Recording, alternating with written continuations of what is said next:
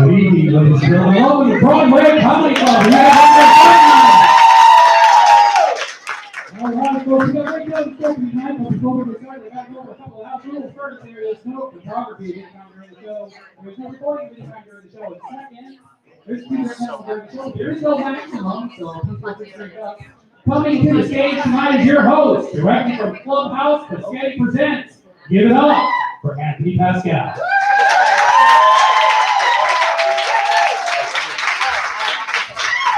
What's up, New York City? How we doing, Clubhouse? Hey, I just want to do something real quick before we get into the comedy. One of my comments at the last show, actually, Michele Fowler, she said she had to get on her knees to share the stage with me. You remember that from the last show? Actually, Michele, I got something for you here.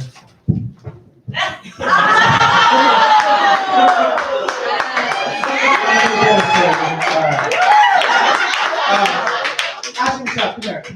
We're kidding around. While we're up here, this is our third show at the Broadway Comedy Club.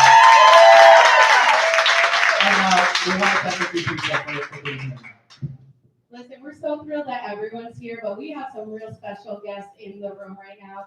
We want to thank those in the audience who have been with us for all three of these shows. Amy, Allison, and Donna, we love you all so much. Thank you for your support. Thank you guys for coming. Thank you guys all for coming. If this is your second or third show or first show, I appreciate it. I also want to thank Ashley and Michele for doing all three shows. There's a lot of interest in our Ashley and Michele. She's going to be our feature act before our headliner tonight, if that's all right with you guys. And I also want to thank my dear friend from Philly, Rob Cruz, for doing the show for the third time. Give it up for Rob. And for those who have been listening to our new Thursday show, Pascetty Presents on Clubhouse, it will be Rod Cruz and Nikki Bernal next Thursday night. Okay. So let's get started. I can tell by the conversations I've had with some of you, and just by looking at you, that some of you get smacked around by your parents when you're kids, right? Yeah. Yeah. What was your mom's weapon of choice? Whatever she could fling. Okay. Missile weapons. Yes. Shoes, rulers. Exactly. Missile weapons. Shoot. Did anybody ever have this shoe where they just hold you still and beat it with? Yeah. The spiky. Until they stop talking. Did anybody get the belt? That was a popular one. Yeah. Got options, right? You got the medium discipline side with the strap. You got the hard discipline side with the buckle. Oh. I'm Italian. We got wooden spoons. Yes! Yeah! I literally was just going there and just like, who got the wooden spoon like I did? Wooden spoon is a very elegant weapon. It's a cross between a switch and a paddle, right? You can use it to scratch an itch, or stir the pot, or beat the gay out of your son. My sophomore year of high school, my mom broke 3 spoons on my back trying to beat me straight, and I mean, it did work.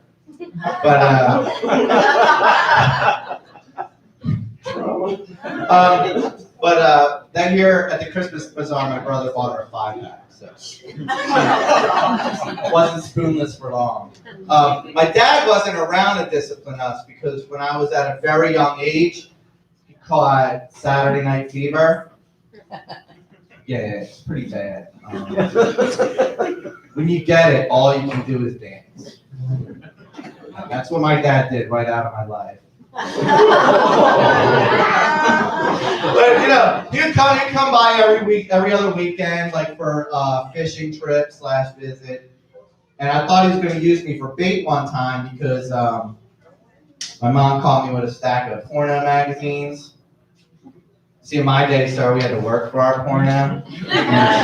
Go on the internet, watch someone do an anal. You had to stand outside of 7-Eleven with $10 and hope that stranger came back with a magazine. An unused magazine. All right, so we my mom finds and my dad takes me out on the boat. and we had to talk. I don't know if you guys get to talk, but your parents were supposed to explain sex to you, not a video. So he tells me a lot. He gives me a lot of information. I'm 12 years old. He gives me a lot of information. He tells me one thing that really stuck with me. He says, "Her pleasure is your pleasure." It's good advice, right?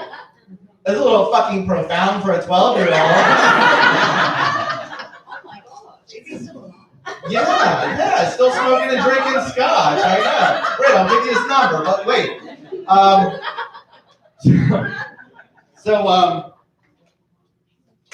So he shows me Scarface when I'm 12. That was a lot. You guys remember that scene in the end? Tony's sister Maria, she's wearing that sheer nightgown. She's holding a revolver. Boom! Fuck me, Tony. Boom! Fuck me, Tony. I've never been so horrified and aroused. Oh my God. All right, so you guys ready to see some real comedians tonight? Hillary, you got a list for me? You guys, thanks again for coming. Thanks again for watching us, Clubhouse family. I hope you guys are enjoying the show too. I should have at least looked and saw who the first comedian was. I read the list twice. Thank you. Thank you, Hillary. Give it up for Hillary, everybody. I got this. Guys, coming to the stage. She was a guest at the last show. She absolutely electrified our female audience with her tales. She's there to give you more time tonight and tell you more tales of dating in Philadelphia. Ladies and gentlemen, my friend Claudia Estrada.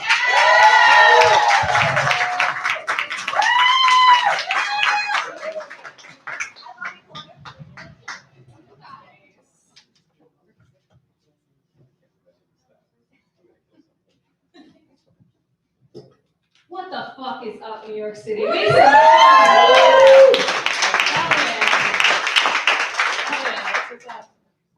Let's get right into it. I'm doing a lot during the pandemic, watching a lot of shows. Anyone else? Anybody else watching a lot of shows? Yeah. I recently watched this show, Silicon Valley. Have you guys seen that? Yeah, it's on HBO and I was pissed. Let me tell you why. I watched all 7 seasons of this HBO show, no titties. Not one titty. I was confused. I was like, what do you think I'm paying HBO for? Titties and weird shit. Like everybody else. Do you know what HBO show landed like every note for me, guys? Game of Thrones. Yeah. That show landed all the titty marks for me. That's what I wanted my HBO. That show had everything. Sex, titties, full frontal bush, penis, full penis shots, sex, gay sex, brothel sex, dwarves having sex. Fucking those guys with no dicks having sex. Every episode, I'm really just tuning in. Like, are we gonna see those no dicks on HBO? Are you gonna push it? What is it a Ken doll? Come on. I want to see. How? Is it the balls? But don't forget, guys, the incest in that show. Oh, the incest. I know. Yeah. It was hot. Yeah, you can say all you fucking want, guys. Oh, I love Game of Thrones. I love the costumes. Yeah. You love the costumes and Jamie Lannister raw dogging the shit out of the dog. It's cool, guys. We like that shit. It's cool. We all want it. It's okay. You don't have to be ashamed of it anymore. Okay. I love Game of Thrones. I love the dragons. Yeah, you love the dragons and it was incest dragon gangbang. That'd be true, bitch. Don't lie. We all like that shit. We're all freaks. Who cares, man? Who cares? I'm a fucking freak, dude. Why do you think I read books? I watch how crazy shits in books and details. People used to call me a nerd in school for reading books. I'm like, I'm not a nerd, dude. I'm a freak. I'm not even reading Flowers in the Attic because it's on my summer reading list. Yeah. Guys, Flowers in the Attic, they bang. Whatever, who cares? I like that shit. I like all that shit. I fucking love Showtime. People always are like, Claudia, what's your favorite Pornhub category? I'm like, fuck Pornhub, man. Have you ever seen one episode of Californication? Yeah. Asian Mulder just going through new bitches every night. Fuck porn, man. Fucking Showtime is fucking softcore porno with a long ass storyline. And Emmy Award winning acting. Why would I choose that? Why would I run one out to that?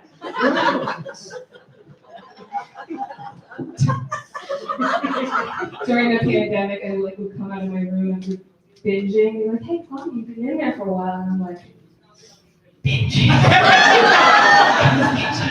Just fucking wash my hands. They don't know.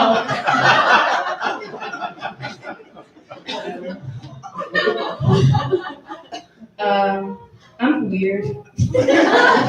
I had a sex dream recently, so I want to tell you guys about it. I had a sex dream, and in the dream, I was having sex with a guy who I've had sex with in real life. So that's important to know to the story. So I was riding him, and it was good in the dream. I'm like, ooh, he's gonna come, I'm gonna come. It's good, you know how sex dreams go. And then it got weird. All of a sudden, I'm riding on top of him, and he picks his nose. And then he slowly gravitates towards my mouth. He looks me dead in the eye. He says,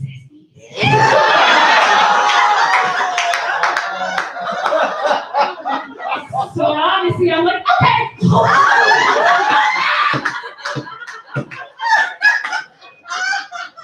I immediately wake myself up from this nightmare. I wake up and it felt so real. I was like, ooh, I can taste the booger. I was like, all right, Claudia, what does that mean? I'm a woman, so I have to overthink everything that happens to me. So I immediately go to my dream app that I have, you know those apps that say what your dreams mean? Weirdly enough, no booger category. This my dreams went on my own. So I go back, I'm like, all right, Claudia, what do we know about boogers? Right? My mom used to tell me as a kid, you can pick your friends, you can pick your nose, but you can't pick your friend's nose. And that resonated right down there. I'm like, okay, Claudia, as a kid, that's teaching you boundaries, right? You have sex with these loser dudes, and you don't give them any boundaries. You just do whatever the fuck they want. Like, honestly, I don't care. Like, if a guy asks me enough, I'll do it. I don't care. And then I just thought, like, maybe I'm just a freak. You know? We're all freaks. Maybe I'm just a freak. Like, I unplugged a lamp, and it shocked me a little bit. Like, when you pulled it out of the socket, I was like, ugh. And then I was like, was I into that? I was like, fucking. That's my time, guys. Thank you so much.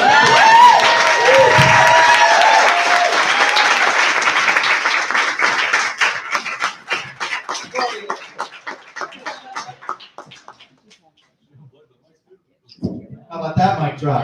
Yeah. Oh, there's Ronnie. Give it up for her. Incredible. Oh my God, what a strong time. The next thing I have for you guys is beyond. It's comedy.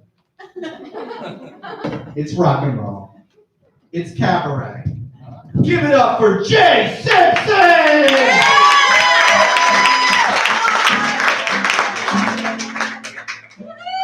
I come up playing so I don't have to shake any host's hand ever. Guys, I'm from Philadelphia. And when you're from Philadelphia, you gotta take a lot of public transportation. Ride the train, Lord, and there's a guy sitting in a seat next to me, and he's clipping all the toenails off his feet. That's fucking gross, and I'm gonna keep my mouth shut until the toenail hits me in the corner of my eye. This is my stop, I wanna die. I'm on a Philly train.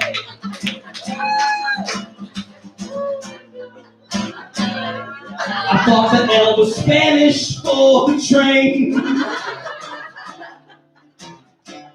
I'm on that Philly train.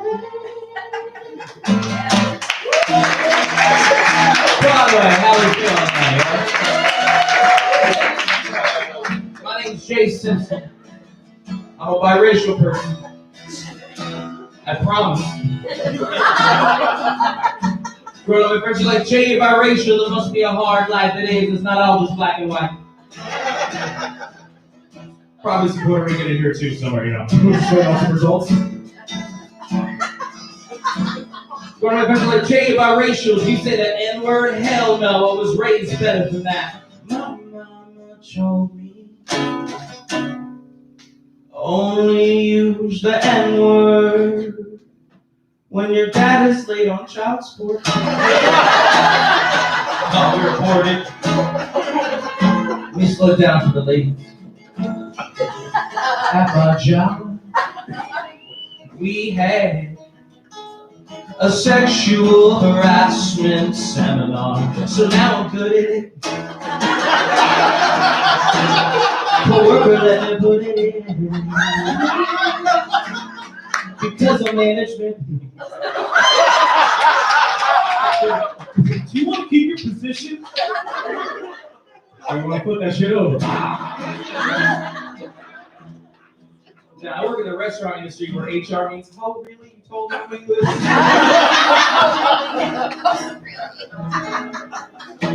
Oh, yeah. Actually, I just came here to play you guys some love songs. How the fuck we feel tonight? Actually, before I get into that, I want to do something. Since it's Broadway, it's a special occasion. I'm actually going to write a song about somebody in the audience tonight. Does that sound cool? What's your name, sir? Gray Sweats. Not anymore. Nothing rhymes with that. Your name's Tommy. Okay, cool. Tommy, what do you do for a living? I work in a restaurant. Not anymore. You work down by the docks. Okay. Tommy used to work on the docks.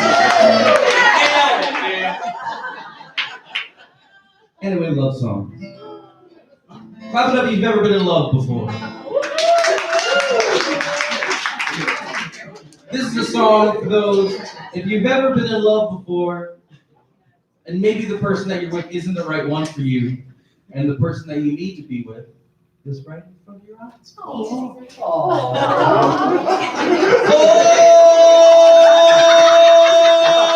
baby, it seems like you and I might fall apart. This is something on my mind, and this is someone else on my heart. Your sister's hotter than you. She's got way bigger boobs and a way with a shitty attitude. Your sister fucking rules. I think I'll make a move. Just tell me when she's old enough. For that to be cool. Broadway. Yes. But I can wait a couple more months to get some sweet little sister love. The difference between me and Drake G is I can wait.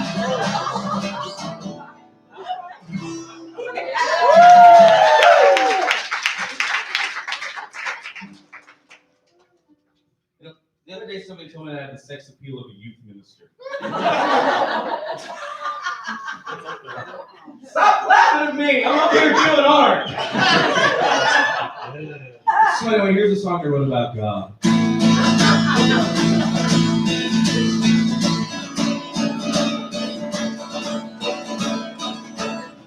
He is forgiveness. And He is peace.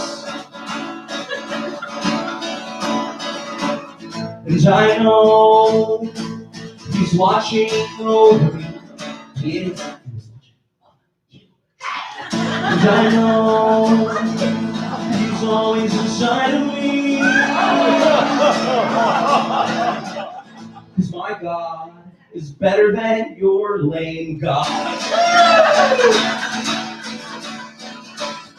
And my God would text me back, but his hands are too big to use the keypad.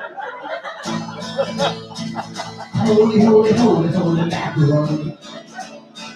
Shoo-ba-ba-ba-ba-ba, Jesus. Holy, holy, holy, holy guacamole. Kiss me on the lips, you're my boyfriend, Jesus.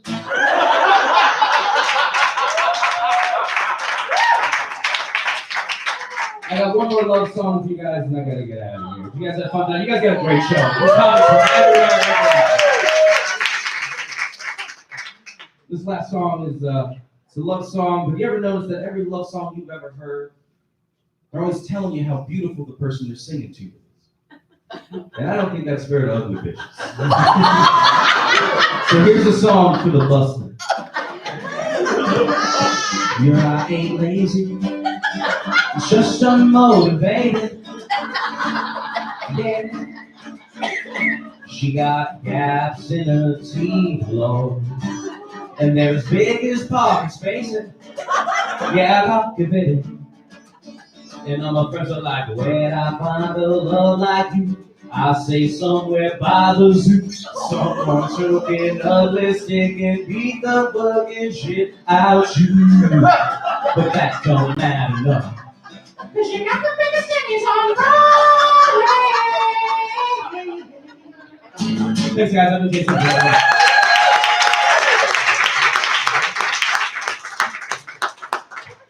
told you that shit was cabaret. Oh man, I just found out that my cousin has been doing drugs before church on Sunday. He's a Crystal Methodist. All right, you guys ready for your next comic?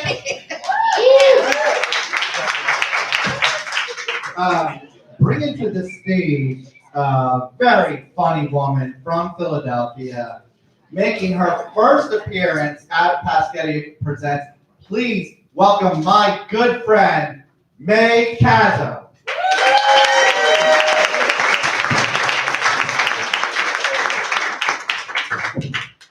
Yo, what is up, everyone?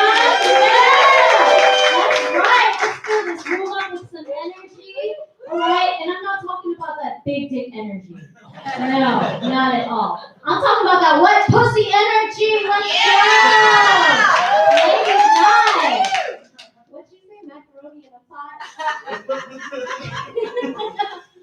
Yeah, man, I'm all about that. Let's get down to the chase. You're probably wondering, like, is she Mexican or is she Chinese? Right? You know, do I bow? Do I give this bitch a hug?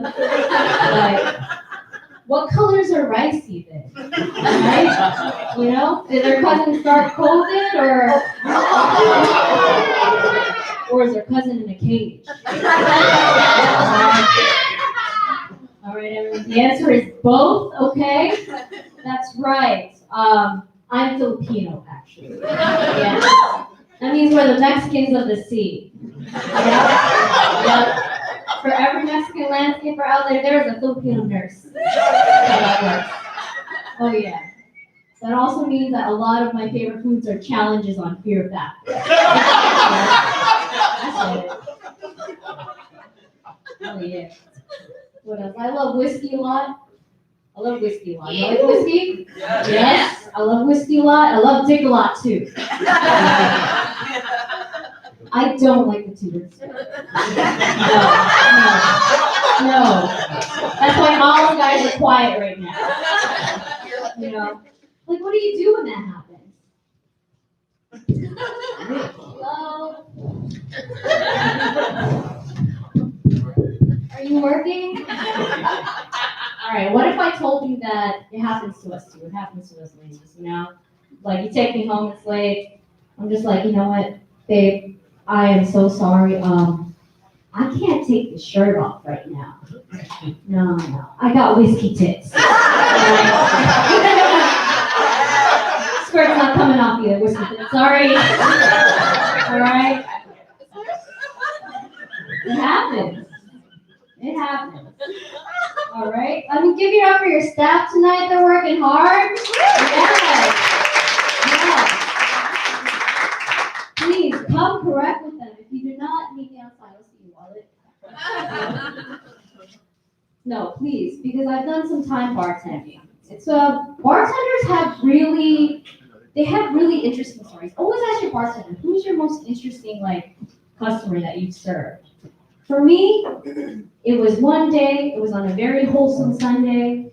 I had this lady walk in. She was hot, man. But she was old hot. You know what old hot looks like?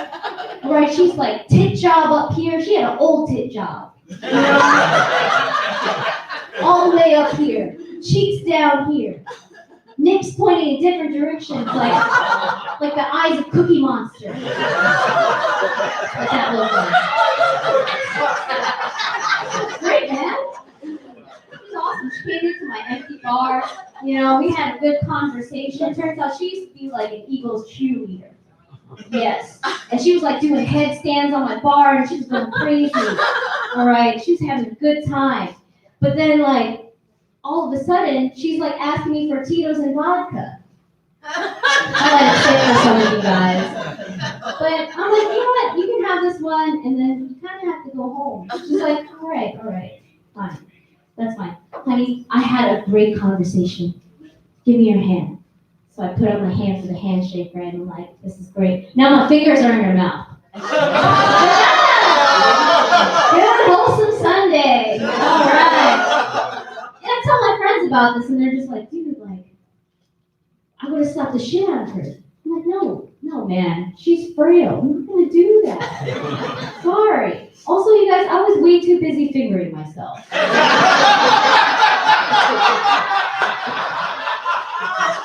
I don't discriminate. No. I just had a baby. Yeah. Thank you. Wet pussy energy. More white ass pussy. That's how that works. He's good. He's good. He's 4 months now. He's doing great. And I'm starting to watch Disney films with him. Woo! Disney films? They're my jam. We all have our favorite Disney princesses. I like how they're coming up with new princesses now. They have Raya now, Raya the Last Dragon. They finally have something for us banana loving Asians, which is great. I don't have to pretend to Moana or Mulan anymore. That's something for me. But when it comes down to princesses, I would say that Pocahontas is my favorite. All right, and this is why. Pocahontas is my spirit animal when I am tripping on acid. All right, that means that I am talking to trees, all right? I'm befriending raccoons somewhere in the wild, and I'm definitely going to leave with the white guy. She did what? She had fine ass cocoa, okay? You can melt butter off of this guy's ass. And she's oh no, you know what? I think I'll take the colonizer.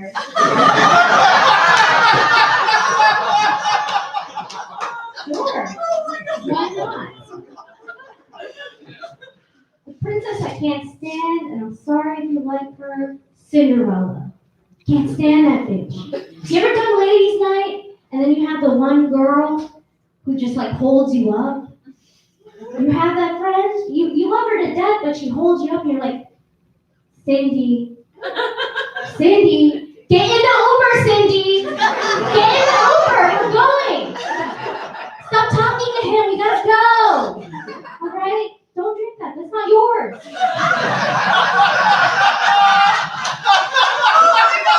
And here's the one thing about Cinderella that I can't stand though. I don't trust no bitch who leaves her shoes at the club. My name's May, everyone have a great night.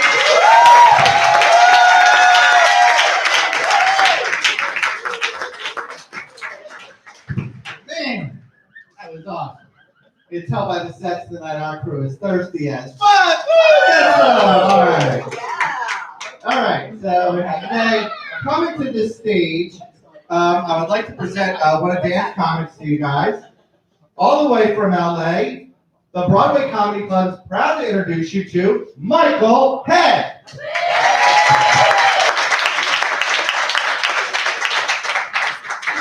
All right, what's up, New York City? This is big for me. This is my first Rick Wall show. That's cool. Pretty shitty craftsmanship on the front. There's always someone in the audience who looks exactly like me tonight. It's you, sir.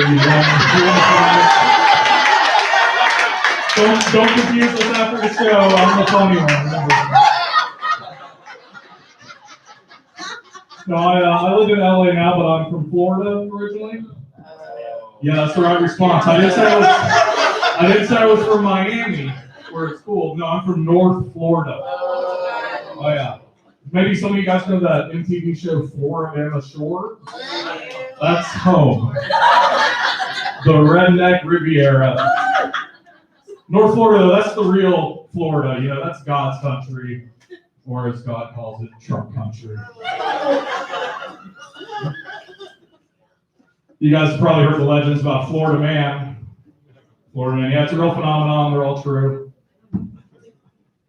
Actually, forget about COVID. Florida Men, we're the real pandemic. Us Florida men, we're busting out of the South like bats out of Wuhan. I should know, I got the bug myself, you know, I'm a bona fide Florida man. I even lost my virginity to an actual alligator named Becky. Seriously, we even went to prom together. We did not leave prom together, though. Yeah. Not to slut shame, but it turns out Becky really got around. So if you're animal rights people, just know there's some question who was using who in that relationship. I do know only one of us got their heart broken that night. Yeah, and it sure wasn't a cold-blooded reptile. I live in LA now, so I'm trying to get in LA shape, trying to lose some weight. And like, don't get me wrong, like I know why I'm out of shape now. I was there for it. That's on me. But like growing up, I was a fat kid too, and I get to blame my parents for that. Yeah, because I grew up in the South, you know, like when I was a kid, my dad was in charge of making the sweet tea. Yeah, so he put so much sugar in the tea, it was actually crunchy, like, have you ever chewed a fluid? I think that's why they call it diabetes. They named it after my dad's sweet tea. And my mom was no better. She used to make me a snack called buttery toast. Yeah, can you guys guess the recipe? Wonder Bread and all the butter in the house. In fact, sometimes I had to run next door to the neighbor and borrow another stick of butter. What I'm saying is she even buttered the crust, okay? I never had a chance. And it's hard being fat today, you know? Seems like my entire Netflix feed is just cooking shows that make desserts disguised to look like everyday objects. That's just messing with my sense of reality, you know? Like, seriously, the only way to tell if it's cake or fondant is just to lick it, and I've been wrong a lot so far. I'm serious, I'm not like a conspiracy theory guy, but I'm starting to think maybe it's possible that they caked the moon landing. I don't know. I'm just questioning. Now, I'm trying to lose weight because I had a real health scare recently, actually. I was diagnosed as airplane fat. Yeah, airplane fat. You know, that's when you weigh enough, apparently, to affect the aerodynamics of a 737. I was just minding my own business, trying to board this flight. The attendants started sizing me up, you know. They're trying to guess my weight like I'm a blue ribbon hog at the county fair. And whatever number they landed on, it was enough that they asked me to change seats to the other side of the aisle. Makes sense, I guess. If you have too much weight on one side of the plane, it'll just do barrel rolls the whole way. But the real nightmare started when I got to my new seat and discovered that the one-size-fits-all seat belt is not going to fit me. It's a real panic-inducing moment. My first thought's like, should I hide it? Should I can put my sweater in my lap? Maybe they won't tug on it like a roller coaster ride. But at the same time, I'm kind of scared of flying, so I was like, it's better be strapped in. So I had to be that guy, I had to push the call button of shame while other people are still boarding the flight.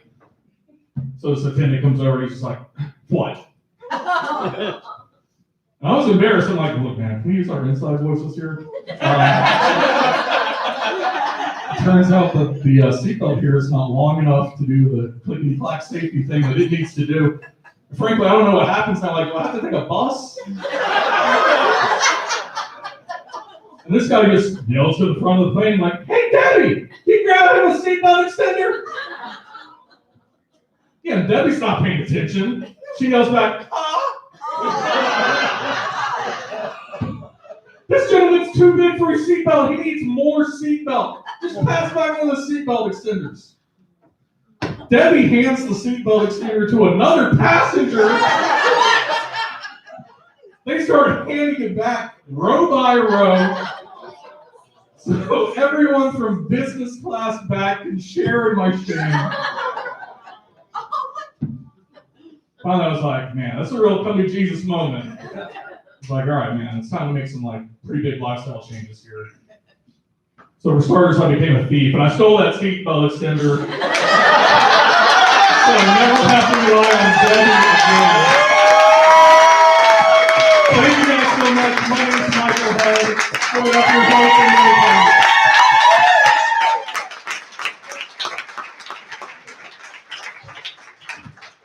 Michael Head, how about it? Hi, Fred. Hi, Clubhouse family. Hi, Clubhouse. If you guys don't know what the fuck I'm talking about, a lot of us met internationally, interstate, which is a bunch of extroverts who can't shut the fuck up. So we found each other on an app where we just talk. And one of the people who is the very best at just talking is here tonight from Washington, D.C., my friend Leslie Rodriguez.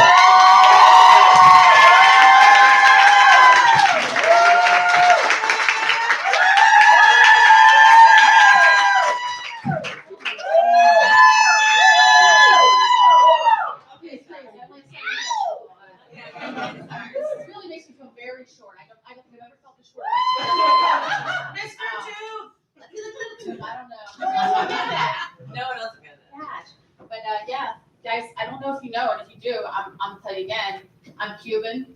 My dad is the Cuban one. My mom is the white one, obviously. I was the melanin deficient one.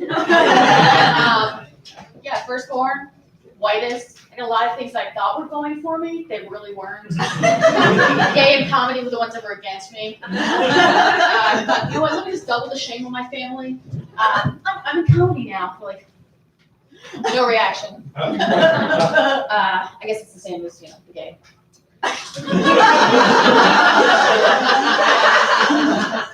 Problematic people, parents. They are. During the pandemic, I don't know if you guys know, I'm sure I bitched about it here and there. I got divorced. We just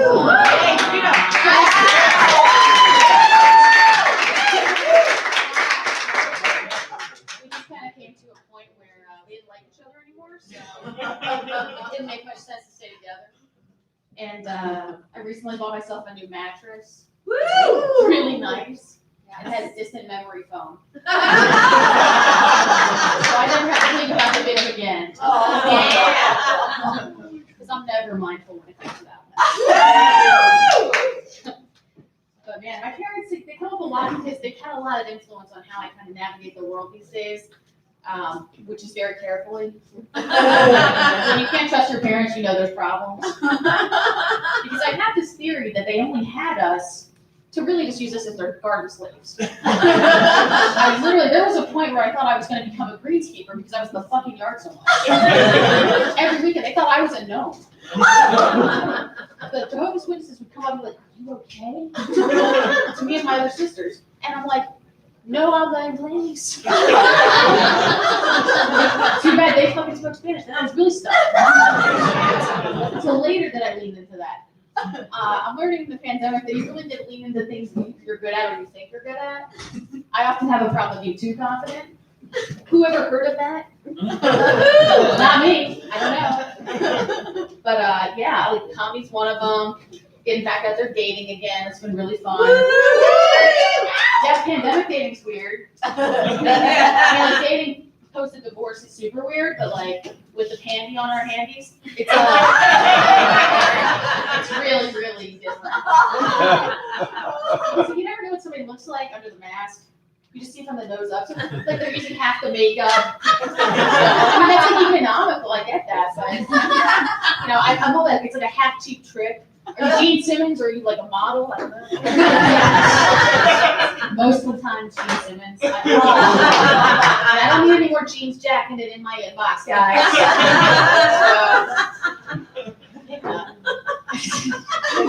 I actually, you know, the pandemic is not making closer to my family. It's actually just kind of stayed that stagnantly not happening. But we don't talk. And it just made me reflect on a lot of crazy things that happened to me like in my youth. Like they're like, oh, the apple doesn't fall far from the tree. The tree that we were planting in the backyard on Sunday every weekend. I spent more time at Lowe's than with a migrant worker. Facts. Also reflect a little bit on the marriage. Got to do that. You know, I'm in therapy. Who isn't? I should get a round of applause for that, by the way. Yeah. Please accept some therapy, people. Tell me a thank you. Yeah, I'm a therapist. You guys know Clubhouse is an app where you talk to other strangers. She's like, no one's ever mentioned it before. One of my other clients, and I was like, it's because I made it up. Like, I got problems, people, but like, unless this is all like a fever dream. I'm gonna really go. I can't go through it again. Hey God, thank you. Golly, this is a really fun crowd. This lady right here. Goodness. She's laughing so much. Oh my God, look at that. I swear I would never do crowd work. I lied! Oh my gosh, but yeah, so like back at their dating again, you know, I have a friend that is a best friend. I'm gonna set you up with somebody you're gonna love. And I was like, okay. Do they have big tits? No. I'm like, this is not sounding good. I'm a hard sell on this. Like, I'm gonna have to leave my house and put on makeup. This isn't for comedy or the grocery store where they're selling a big sale on something. Fuck this. Oh, okay, well, are they like smart? Are they like married? Yeah. Okay, just my type. Tragically unavailable, probably tragically straight. It's only tragic for them. I just remain unscathed. But man, there was a time when I was super problematic and like almost like semi-predatory. Like when I would go out to bars and I'd be like, hi there, straight people, would you like me to buy you a drink? And I say people because it was anyone. I had the queer goggles on and they were ready to rock. Everyone in my sights was fair game. Literally anyone. I'm looking at this front row right here. See you later. See you in my dreams and my nightmares. But really, I mean, like, the pandemic has kind of brought us all together in ways like, all right, there's these cool fucking names, like the Pandy, the Pancetta, the Pandemic Lovato. Yeah. But I mean, like, my favorite is Ling Ling. It's like a little bit called Wuhan plan, and you know, that's what I'm about right now. So I'm glad somebody doing this, and that's my time.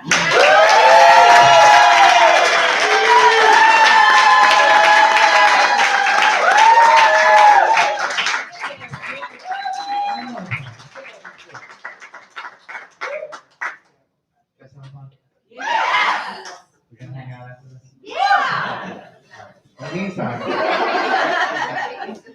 I'm ready to get my fucking on. All right, the Broadway Comedy Club is proud to introduce you to Los Angeles' hottest up-and-coming comic, Titanium Dila.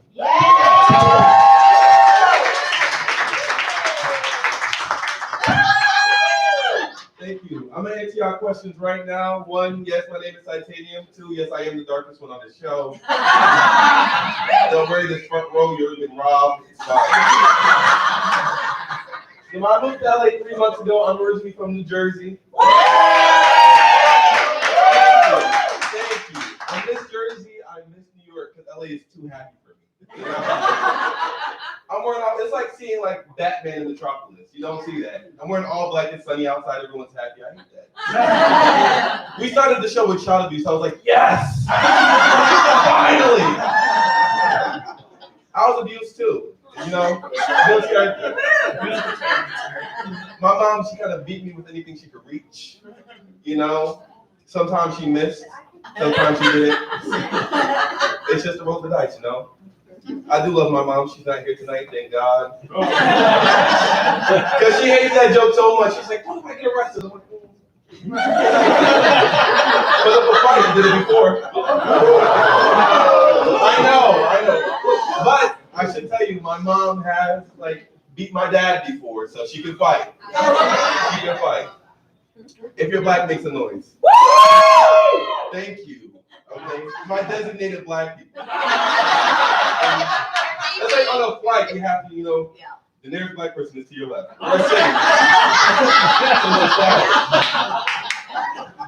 I am pro-black. That does not mean I'm racist. I had a white friend, his name was Brian. Is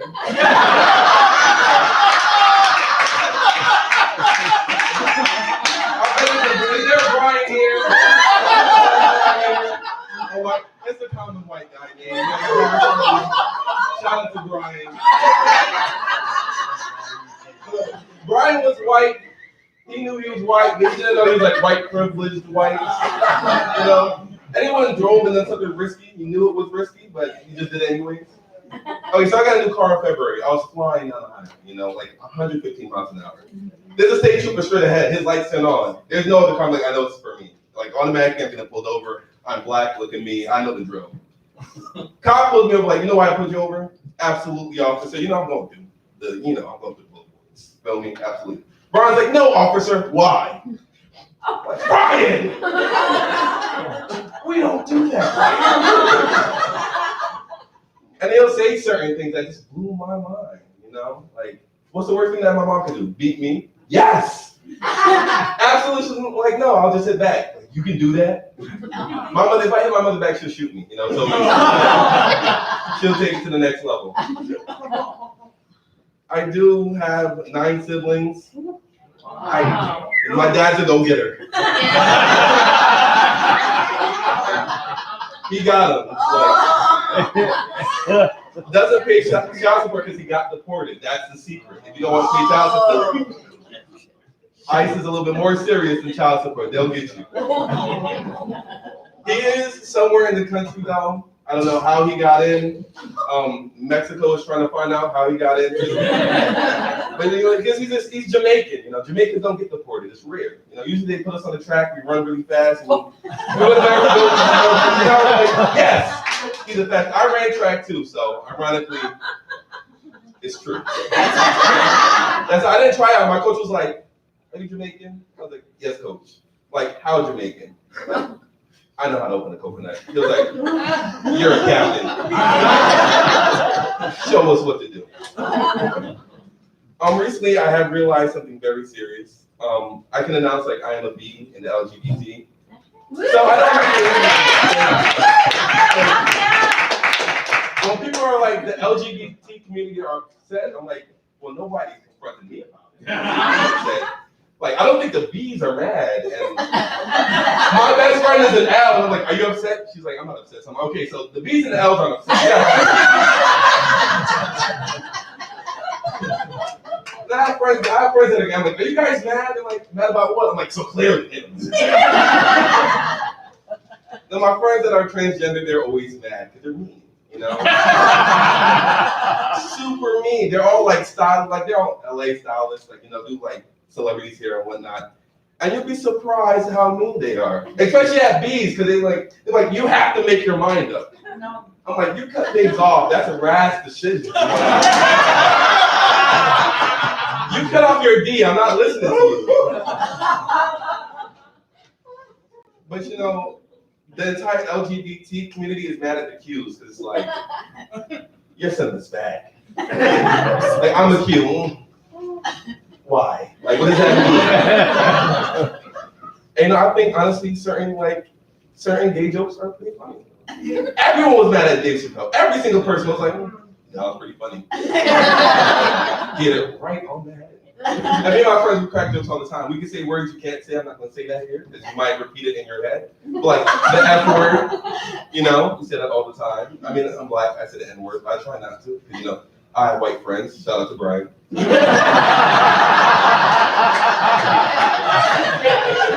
it's just something you can make a body. I don't know that though, because you just in the back going crazy.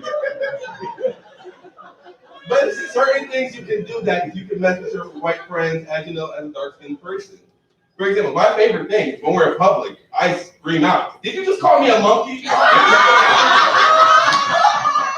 And it's always the same white lady, like, you know, same statue, like, "Hey, hey."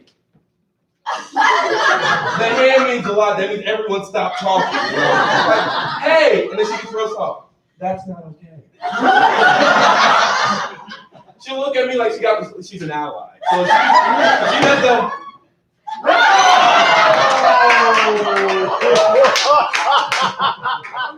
Yes. I'll look off her because I look at Brian. I'll be like, Brian. Get it together, Brian.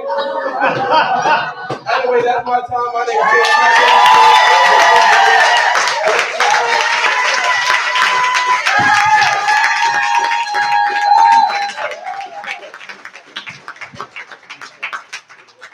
Man, I'm having so much fun today.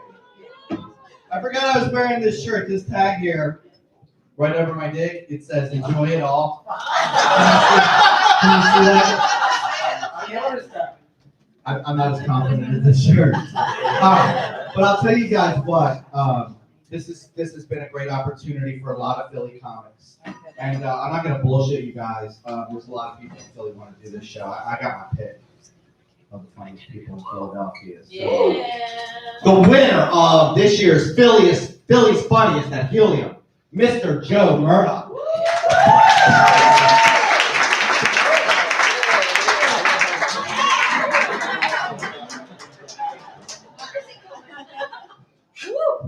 Landon, what's up? Hey. Rolling with it, okay.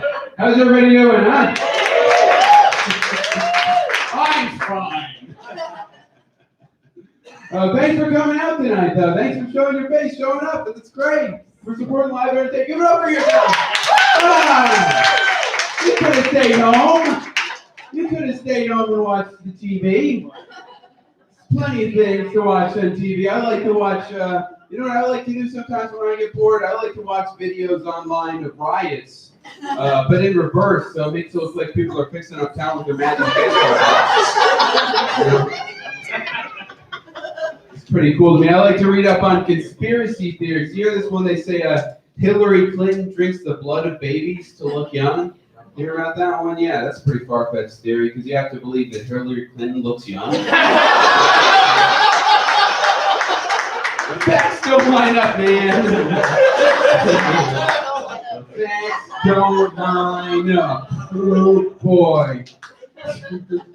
I'm a big fan of horror movies. What about you guys? Oh, man, I'm a big fan of Nightmare on Elm Street. Great film, but Freddy's not the scariest film because what's his whole thing? He can kill you in your sleep, but you know how else can do that? Like everybody?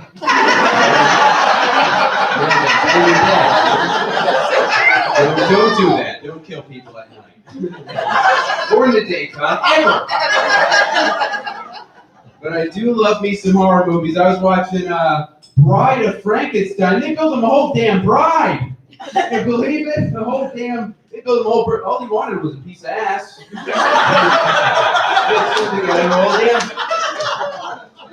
Ain't that some shit? Oh man, I saw this ad today, fighting muscular dystrophy. I thought that's not fair. They can't even punch. Oh! Yes, I came here to speak out against this nonsense. I'm with you. Let's march on them or something. I don't know. We agreed. That's the point. Oh man, has anybody ever seen this movie Ghost Dad? Yeah. Anybody seen? Yeah. Okay. Yes. It's a. If you don't know, it's a movie that stars Bill Cosby as a dad who dies and becomes a ghost dad. He's a ghost dad. Man, it's a terrible movie. Don't see it. It's one of the worst. Even Bill Cosby says it's like the worst thing he's ever done. I just watched it recently, and I say it's got to be in the top 50. There's Leonard Part 6, Fat Albert, what's her name from Temple, and then so bad. It's almost like Bill Cosby was trying to put people to sleep. Yeah, I agree. That movie sucked. I'm glad we all gave that a collective thumbs down. That movie, which we all don't like, which is what your reaction was. Exclusively. Oh, I saw a porn today. Women with horizontal vaginas. Yeah, I gotta find out where these women are hanging out. I'll be fucking bitches left and right there. You know what I mean? VHS is okay. But sex, yeah, that never taught me how to eat pussy. If you go down on a girl, be like, where are your fallopian tubes? Been done taught wrong. It ain't there. Anyway, should I untorch?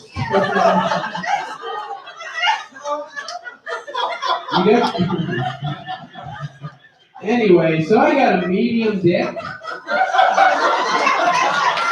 which means it can communicate beyond the grave.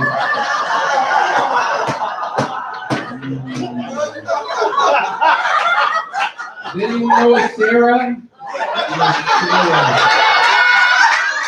Very strong feeling over here. She wants you to know that she's very happy. She feels very good where she is.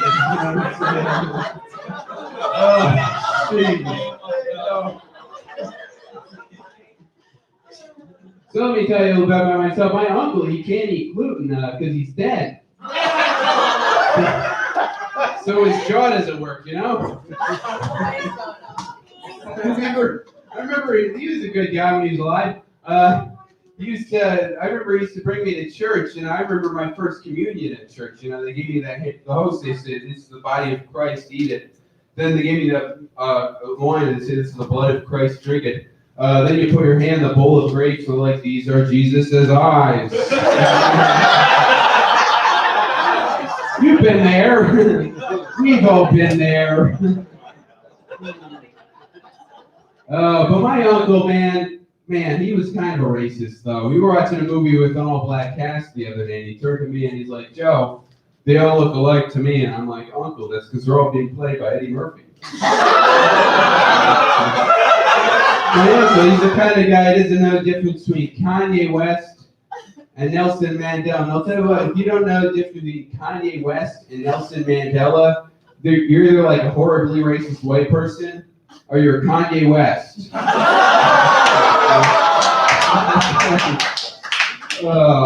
I think I have to leave now.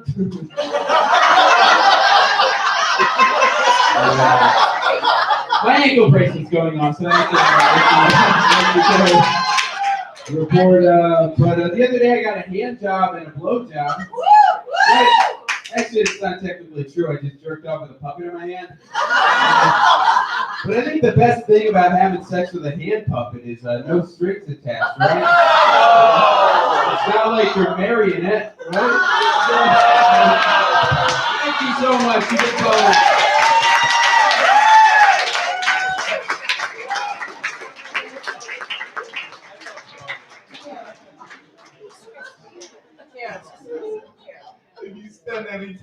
called out to me, you know I love a fucking pun. It's so great. Oh my god, I'm so laughing hysterically. Okay. The Broadway Comedy Club is proud to introduce you to Los Angeles' own Olivia Janelle.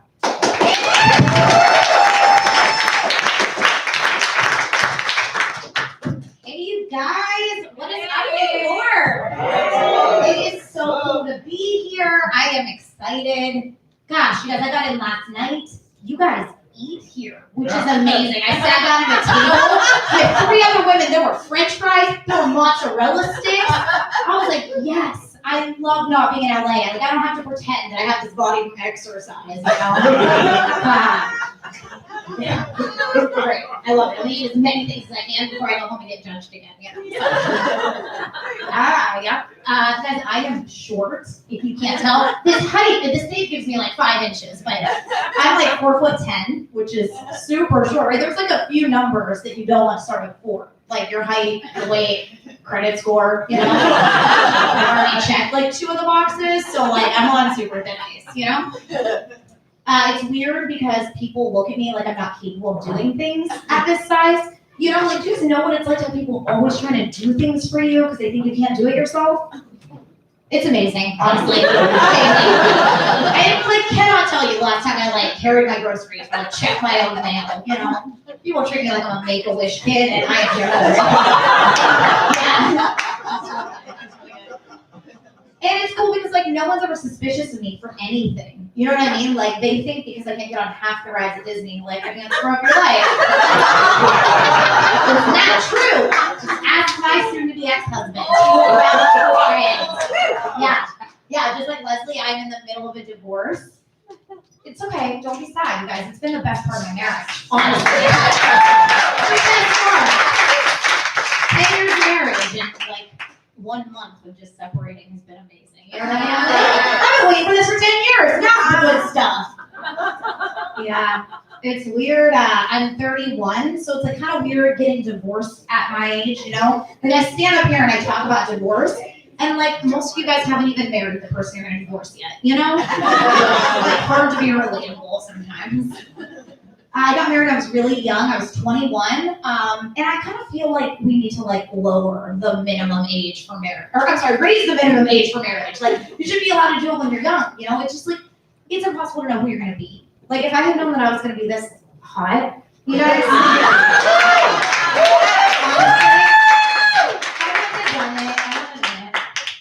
and I used to be really upset that I was like giving up the best years of my life. You know, like I was like I wasted my 20s, but like a lot of people give up their 20s. Like they go to school, get a job they hate so they can pay their bills, you know? Like now I have money for that.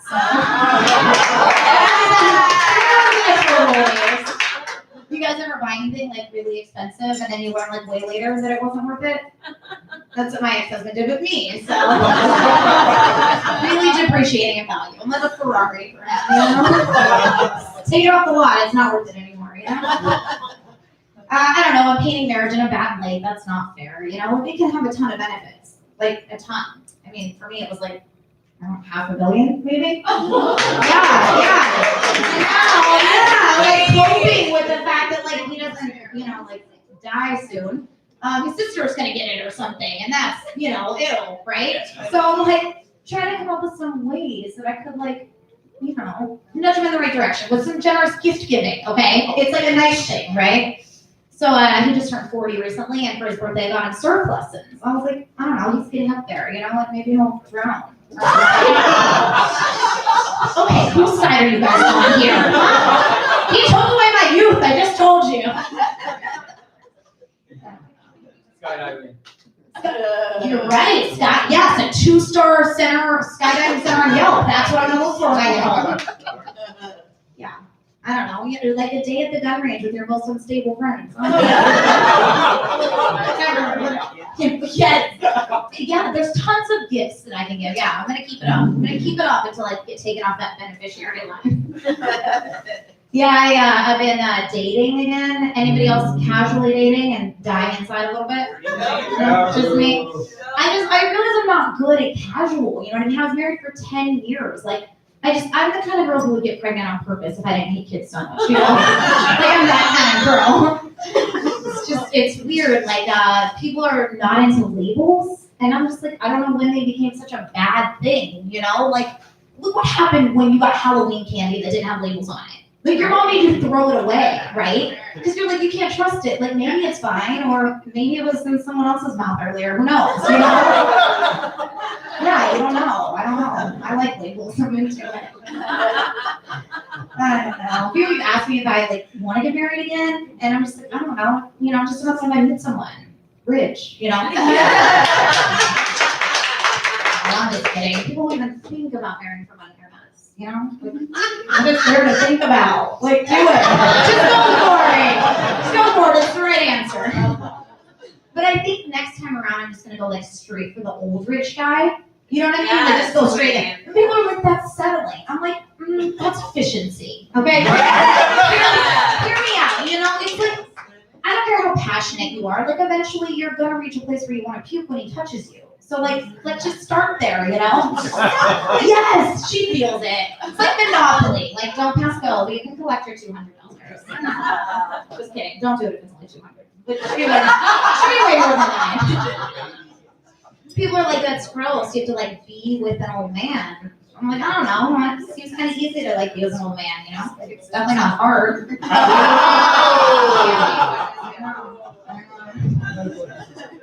Dating, yeah, it's weird. A lot of people in LA are into astrology. You hear about astrology a lot.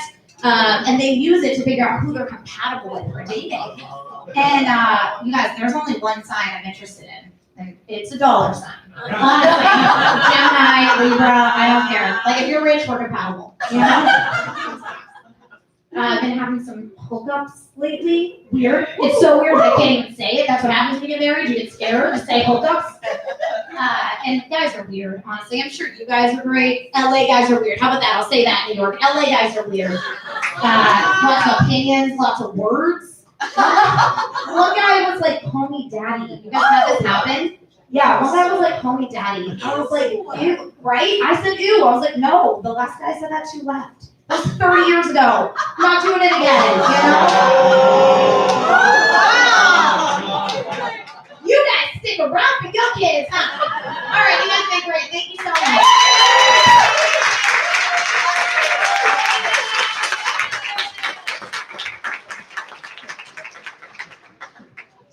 Can't afford that. All right.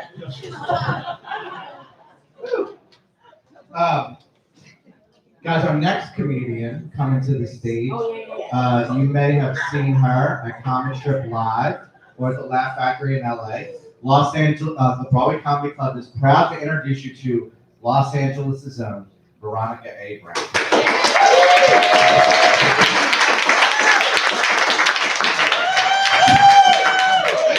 Thank you. I'm like, I know you right in the front. Okay. People who care. I like that. Oh my gosh, yeah, I have 2 clean sets, so I'll make sure to shave. Now be specific with me. No, because I'm very direct. I'm a very blunt person. That's why I feel like I should be from New York. I really should be, because I just like go right through it. I don't believe in being polite, you know, because polite is just another word for BS, right? You don't get to say what you really want to say to somebody. I don't like it. Thank you. It's against my religion. Because I was polite for years. And that's because I worked at customer service. That's where you are. And that was for a check, right? So I just did just enough not to get fired. Until I got fired. That's not the point of the story, but yeah. My friends know this about me, so I don't know why they ask me questions. I don't know why. They know I'm going to give them answers don't hurt their feelings, you know? All 2 of them.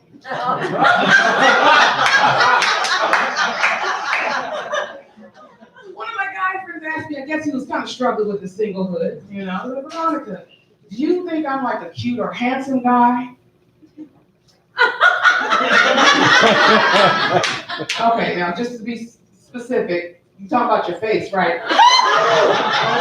Okay, cool. So how do I do this polite thing? Well, we're all ugly to somebody. You know? Why put yourself in a box? Like, I don't believe in labels. You know, let's not pigeonhole ourselves to a face. So, you know, label thing. But I tell you one thing, if I saw you walking down the street, I wouldn't cross to the other side. But I wouldn't look twice. That's kind of like your acquired taste, let's just say that. Another friend of mine, girlfriend. She's about to be downgraded to an acquaintance. She's that annoying. It's just a Debbie Downer, just whining all the time, you know? And then this one time she was on the phone with me and she called herself stupid. She called herself dumb. I'm just like, girl, okay, first of all, shut the hell up. Secondly, don't call yourself stupid. But I honestly, what I would say is you do certain things that make me question your intelligence. And I just wish you would use your brain more so you won't appear so mentally delayed. I just try to use bigger words to make it sound nicer. Yeah, you're just a little slow, but you're not stupid. There's a huge difference between that. Yeah, I try to be humble. I'm BSing, no, I don't. What's the point? I understand people tell you, like the wise people, whatever, like, oh, whatever you do in life, always be humble. Make sure you stay humble. I'm like, for what? What has being humble gotten you? For anything. I can't think of one either. Because my bank account is humble. My apartment is very humble. That's too modest. So life around me is humble enough. It doesn't need my help. What's the point? I say, if you want to feel better than somebody else in this world, I say, do it. Feel superior. And not just the white people. I mean, everybody. I'm going to vote with you too. A different vote. So yeah, that's just me as a person. I just want to share that with y'all. But I did recently, I got humbled recently. I got pimped by a pizza. You're wondering, like, how do you get pimped by a pizza? Well, first of all, I'm a food whore, so that's one way to do it. Like, how are you gonna pimp a pimp? I'll explain it. I was in Los Angeles, I was in Beverly Hills, right? And they have this, pizza place that's real uppity, hoity-toity, like, they put special sauce, I guess, on it. But I always wanted their lobster pizza. I'm like, you know what? I lost 2 pounds in 90 days, so I deserve this.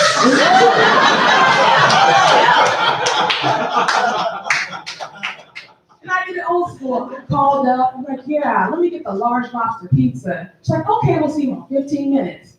Didn't say the total. I didn't ask. I thought I knew. It used to be $45, but it's huge. I was worth it. So, I drive up there, I'm happy. I look forward to paying for parking. That's how happy I was about this pizza. I'm kind of skipping in there like, hey. The lady at the bar, she was like, oh, so you're Veronica? Like, yeah. I was like, well, your pizza's not done. It'll be ready in about 5 minutes. I'm like, cool. Let me ring you up. I'm like, all right. So she just slams the receipt down and then runs off. I'm like, okay. Nobody else is here, but maybe she's busy with her life. I don't know. I look down at the receipt. I see $68.37. I'm like, okay. You start looking around like, am I still on Earth? It was an out of body experience. Like, I didn't know my hooked on phonics wasn't kicking in. I don't know. $68, okay. No, I didn't order a prostitute. No, I don't want to sponsor somebody in Cambodia. I just want a pizza. That's it. And I thought, like, Veronica, they can't make you eat this pizza. You can just run right out of here. Or like jog, whatever. But then I'm like, Veronica, you're the only Black person in here. And probably on the whole block. So whatever you do, if you can't afford the pizza, that means the next 10 Black people can't do that. So now you gotta fight for the culture. That's the last time I'm doing that though. So I get my pizza after she rings me to death. And she's like, oh, we want some Parmesan peppers for how many? I'm like, 20. 20 people, that's how much. 20? Yeah, 20. All the joy I left my throat.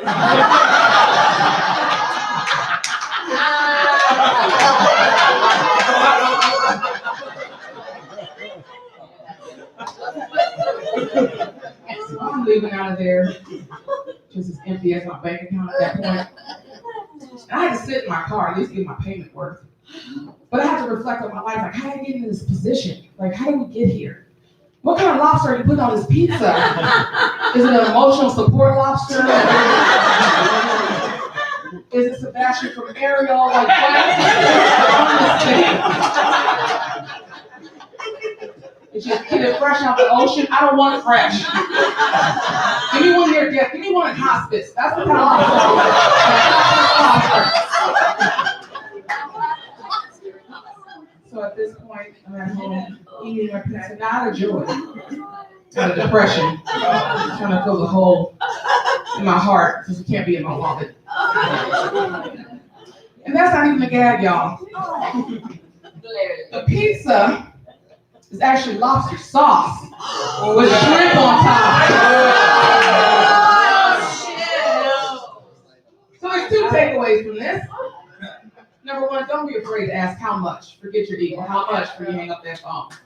Number two, don't tell nobody this. I'm about to rob Barry's Pizza because they're charging me $70 for that pizza. And the goddamn left. So, I've been doing stand-up all night. Whatever happened, y'all.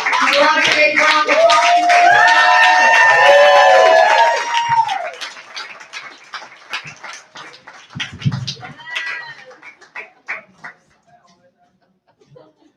No lobster on it. That's like worse than doing business with Wells Fargo, right? I get this message the other day. I'm sitting home smoking weed, and it says you're overdrawn on your Wells Fargo account because your Easy Pass renewed, and we maxed out your credit card, but you're still $2 short. Well, I can take care of that. I got money, you know. So I do what any American in my socioeconomic position would do. I grab my bucket of change. I go to Republic Bank and get $23. And I put that in my Wells Fargo account to cover that $2. I knew I had less than $100, but more than $2. So we're cool. The next day, I get another text message from Fuckity Fuck Savings and Loan saying, yeah, you were overdrawn yesterday. We're going to charge you $35. That's like, you're right, back in arrears. Yeah, right. So I called them, and you guys know I hate robots, but I get through to a human, and he tells me they're going to charge me the money. I said, well, why don't you see what you can do? He comes back and tells me they're going to give me back $8, enough to bring me to zero. Now, Amy, you know I'm about to say, I give up. You got to flip it. You got to flip it. I said to him, you're going to be really proud of me. I said, I am a highly dissatisfied customer of Fuckity Fuck Savings and Loan. And you know what? They found the rest of my money. So, you got to learn how to play their game, guys. That's what I'm saying here. Your next comedian is Pascetty Presents Royalty.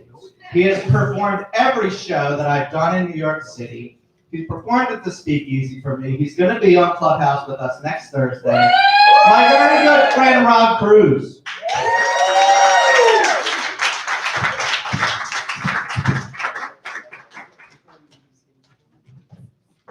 Broadway Comedy Club, how we doing, baby? Yes, that's what I'm talking about. I got a belly full of whiskey, mozzarella sticks. I'm ready to fucking party, dude. Let's go. Anthony, thanks for calling me royalty. He only does that because I'm Jewish. I make him say that. Yes, but man, I promise you, other than that, I'm pretty cool. But I'm just happy to be here, you know? Just being out with all these folks, live events, people talking. Hey, what's going on? Was there too many olives in the martini?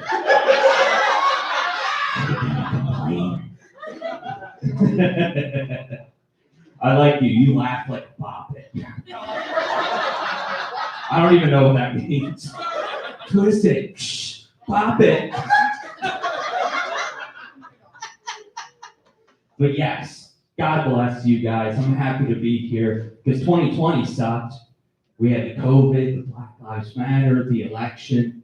But personally, I think my favorite part was seeing corporations get involved in activism. Because I do think it was positive, but goofy. Like I'd see a company tweet, listen, racial injustice and police brutality is a stain on this country's reputation. And we're not going to take that here at Applebee's. Listen, no one's eating good in the neighborhood until we're all eating good in the neighborhood. I could see them putting out a tone deaf campaign. It's just like, defund the police, but not your appetites. The only M word we say is nachos. They told me to be marketable.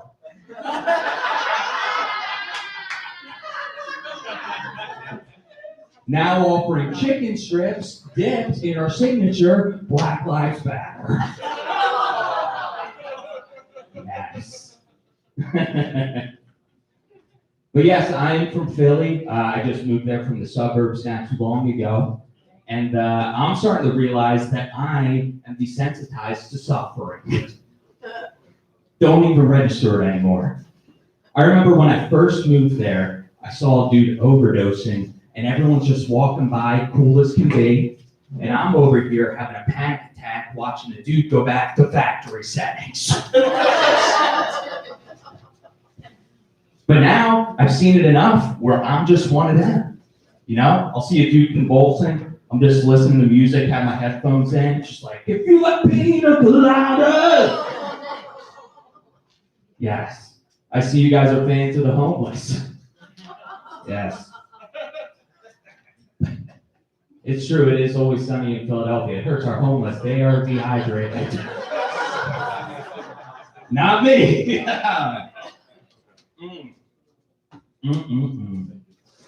But since I moved to Philly, I was trying to make some positive choices, you know. I've been trying to lose weight, mostly for my sex life. But I'm not as much concerned about how I look, but I didn't realize till I was out of shape that missionary feels a lot like planking.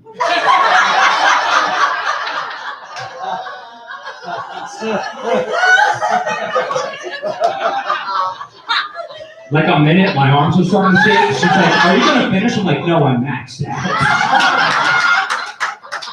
She's like, come on, you got one more ring. That's what I was saying. Like, holy shit, you're about to blow a gasket. But yeah, I'm dating a comic, and people have told me that dating comedians is probably awesome because it's probably funny all the time. And I was like, funny all the time? That sounds horrible. Like, what am I gonna do? My friend's gonna be like, dude, how's the sex? I'm like, oh my God. It's hilarious. Yeah, she pulled my finger and we both came. It was Listen, you're never gonna believe this. Her clit is actually a clown nose. That's right, I don't flick the bean-eyed honk.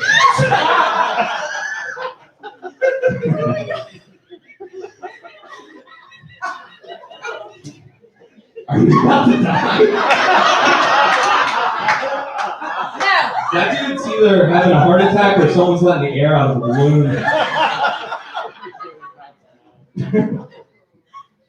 But no, my girlfriend is very nice. She recently told me I have a nice dick, which means a lot to me. Oh, is right. Because, you know, when your girlfriend tells you you have a nice dick, it kind of just feels like your mom is telling you you're handsome. You know what I'm saying? Because you kind of have to say that. Like, you want your girlfriend to say you have a nice dick. You want your mom to say you're handsome. But if I'm going to be honest, it would probably mean more to me if my mom told me.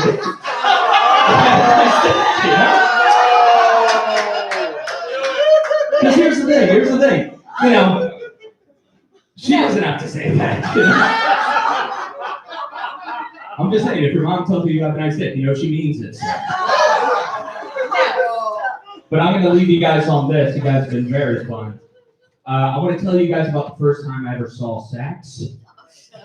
Yes. I was pretty young. I was like 10 years old. Had no idea what it was. All I knew was that it made babies. That was it. So I looked it up on the internet. And the first picture I saw was of a man plowing, sir, a trans woman from behind. Dave Chappelle wrote this joke. This isn't me, don't do that. Listen, there's nothing wrong with that. I love the trans community. I'm just saying, at the time, 10 years old, I didn't know you could be a woman and have a industry's here tonight. So what I thought happened in this picture was that this guy went in this woman on one end,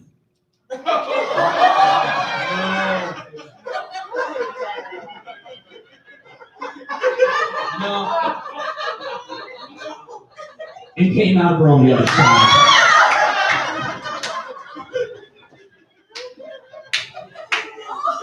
I looked at my dad differently. I was like, yo, what do you do to my mom? Thank you so much. I am Rob Cruz. Have a great night.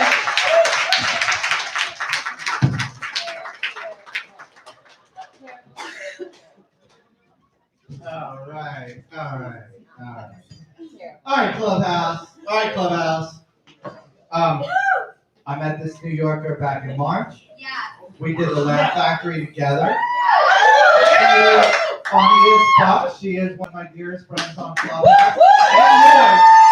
And ladies and gentlemen, New York City's own Ashley Michele.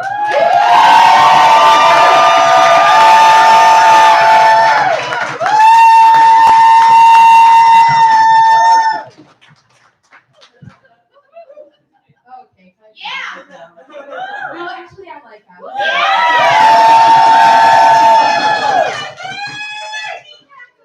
Is this how you all cheered for the Black African that won the marathon? Just to be clear, I didn't follow the race, but it was either Black African or racism. Yeah. Hey, last time I was here, I let everyone know I had scrapes on my knees, and that was how I got my gig. Thanks for the knee pads, Aunt. Would have been helpful in retrospect. This time I have a sore throat, so I labor on. The awkward part is I talked to the other female comedians on the bill, and apparently they were just telling jokes. So I guess Louis C.K. lied to me. Listen, this is my home. I'm really happy to be on this stage. Thank you so much for being here. Just like May, I'm also Filipina. Any other Filipinos in the audience? Okay, yes.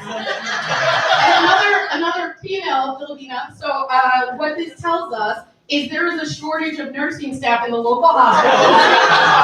And shit's about to be real Grey's Anatomy up in New York City. Okay, so this is the portion of the show where you should take out your phones, get on Instagram, and go to the boomerang setting, and just take awkward boomerangs of me doing things, right? Because none of your followers, you did already? Yeah, because here's the thing, none of your followers care if I was funny or what the jokes were about. They just want to know, can I do the robot? Yeah, or like, Crip Walk. Or just as my Pim Pam Strong. Yeah, there we go. Cool. So don't bother to tell anybody that I'm actually talented or funny. Just my career at stake. It's all good. I've been really fortunate. Like I said, I'm a native New Yorker, but I've been able to travel around telling jokes. It's been a real gift. Earlier this fall, I was in California, and the night before my show, I actually got into a car accident. Yeah. Great news, spoiler alert, I live to tell the story. And I was really grateful because the airbags deployed. And my airbags deployed, I mean my titties bounced off the steering wheel.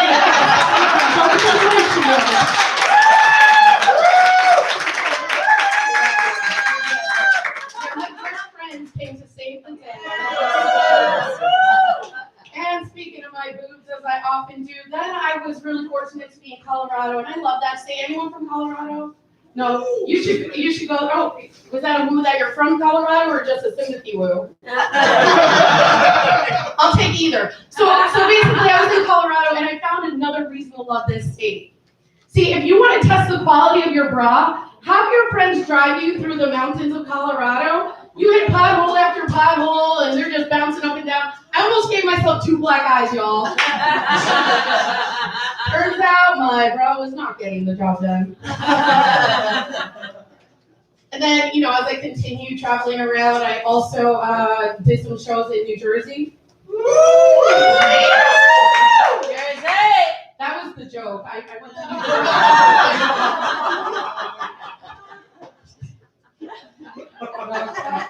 It's funny, that's what I'm going to get canceled on, not like not bigotry, just my hate of the state of New Jersey. Listen, y'all, I know some of us are planning to go to karaoke afterward. Are you excited about that? Yeah. I love karaoke because I think it's for the mediocres of the world. See, if you're good at singing, I'm gonna need you to try out for American Idol and leave the rest to the talentless among us, okay? Karaoke is my opportunity to sing off key, live out my pop star dreams, and force a captive audience to watch me perform. Kind of like what we're doing here right now. But I'll tell you, without fail, white people have very strong opinions about what songs I should sing in karaoke. See, you can relate. I'll get done singing a song like "Don't Stop Believing," and a drunk white girl named Ryder will come up to me and be like, "Oh my god, that was so good! Like, you should like cut a demo tape. Like, oh my god, like you need to be on the radio. You know what song you should sing next?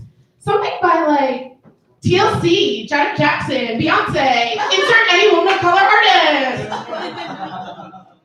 And I'm like, okay, if I need to sing Single Ladies, then Becky over there is gonna need to sing the white national anthem. And there's enough of you in the room, and I know you know the words, so here we go, come on. Sweet Caroline, ba ba ba, all the whiteys are turned on.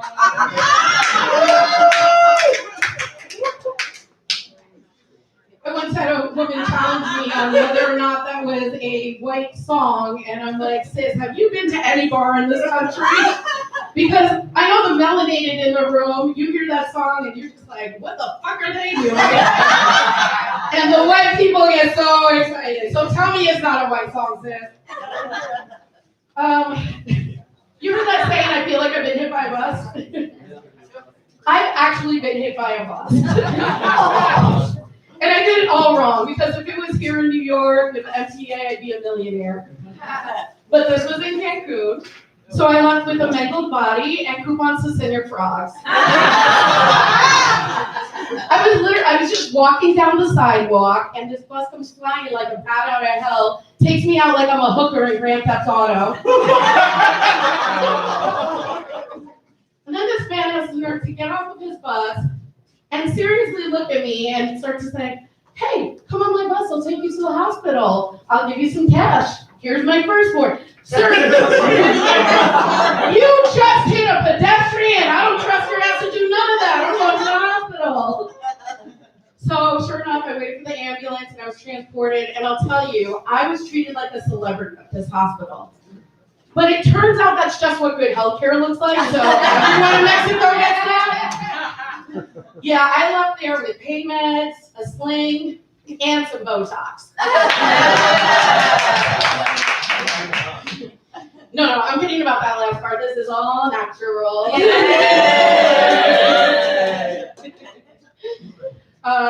Listen, I've been working from home for most of the pandemic, as a lot of us have. I'm starting to transition back to the office, and I'm getting very nervous about it. Anyone else nervous? Yeah. I don't know if you can relate to my nerves, but I'm nervous that I'm going to forget to hold my fart thing around my shoulder. You see, I've been at home on Zoom, and I hit that mute button, and I'll let those F-bombs rip. Turns out I can't mute them in the office. And I'm a vegetarian, so you know those parts are extra right. Nothing like beans, broccoli, and Brussels sprouts to change it up the room. Yeah. I've got my vegan contingency over here. Yeah, so while my colleagues are in the parking lot letting, while my colleagues are in the water cooler, gossiping and catching up on the day, I'll be in the parking lot letting Beethoven spin down my backside. Yes! Gotta let it out somehow, y'all. I was recently talking to one of my gay friends, and yeah, I have multiple gay friends. It turns out.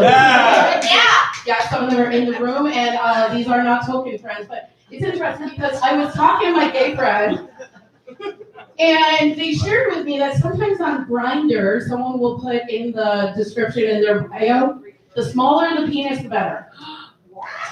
That's my reaction. Okay. But it's not a judgment. I just can't relate because that is very much the opposite of my preference. But hey, you do you. It just had me thinking, if there's a market for micro peens, is there maybe a market for micro dildos? And if so, we don't even need to reinvent something. Like, we could just, take something like the Q-tip and market it differently. Q-tips, the dildos of the future. And they're disposable.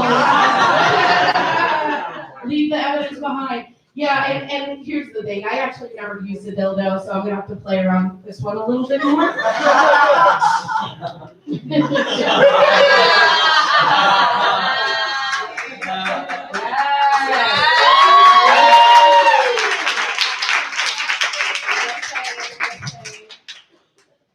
So I live in the Upper East Side, and for those of you in New York who are familiar, it's kind of this gross old neighborhood with all the rich, wealthy, New Yorkers that have been here forever.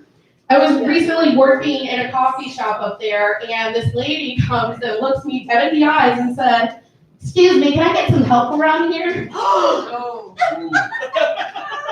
This bitch thought I worked there. And I was like, "Excuse me, I'm a hospital administrator. I'm working on important things. I have a steam." So I call my sister from the kitchen and I say, "Hey, can y'all this thing out?" So I'm around people who work in restaurants. Listen, I'm going to leave you with this one by popular request. Thank you for those of you who have been following me. I just want to be clear, I really love men. I do. And I have my whole life. My first crush was this laid-back guy who ate a lot of pizza and practiced martial arts. And sure, he was a green cartoon turtle, but don't tell me you didn't want Michelangelo to cowabunga all over you. And then when I was 3, I was convinced I was going to marry Ted Danson. I just wanted to be anywhere Sam Malone knew my name. But the guy who's really captured my heart, the guy who can still get it at 180 or however old he is, Dick Van Dyke. Have you seen the way he moves his hips? Very, let's get things poppin'. Chitty chitty bang bang me right now. Diagnosis murder. My vagina. Murdered my vagina. Hey, y'all in this audience, give it up for your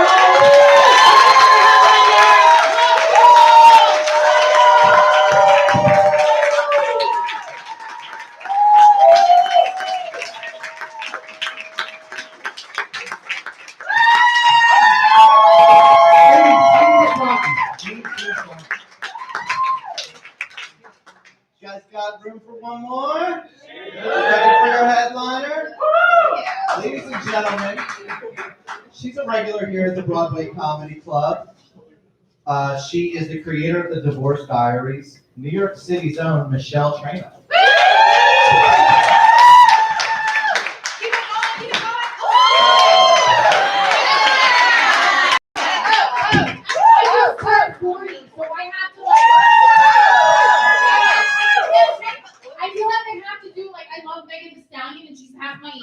I'm just like, that's right, I can do the box chair as a single mom, that's right. Hi guys, how are you doing? You weren't expecting that, right? I was like, I don't